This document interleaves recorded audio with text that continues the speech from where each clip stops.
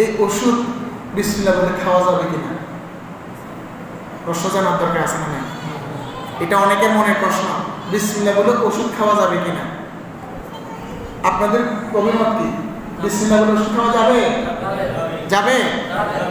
অনেকে এটা বলেন বিসমিল্লাহ বলে ওষুধ খেলে তো বিসমিল্লাহ মানে তো আল্লাহ বরকত বাড়িয়ে দেন, ঠিক না বেটি?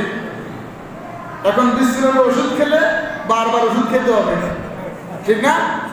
যুক্তি, এটা হচ্ছে যুক্তি, বারবার ওষুধ খেতে হবে।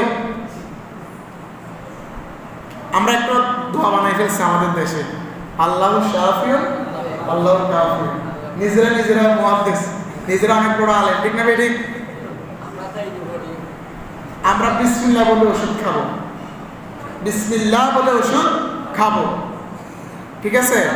নিজেরা দোয়া বানিয়েছে, ওটাও ঠিক আছে, সুন্দর দোয়া, কিন্তু সমস্ত কাজের শুরুতে কি বলবো? বিসমিল্লাহ। যত কাজ আছে সমস্ত কাজের শুরুতে কি? বিসমিল্লাহ। স্ত্রীকে স্পর্শ করতেছেন, স্ত্রীর সাথে মেলামেশা করতেছেন, শুরুতে কি বলবেন? বিসমিল্লাহ।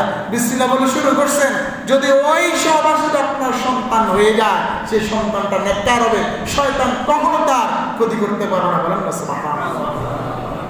আমাদের খবর থাকে, হুঁশ থাকে, বিসমিল্লাহ শব্দটা প্রত্যেকটা কাজে কর্মে আমরা ব্যবহার করব। রাজি আছি ইনশাআল্লাহ?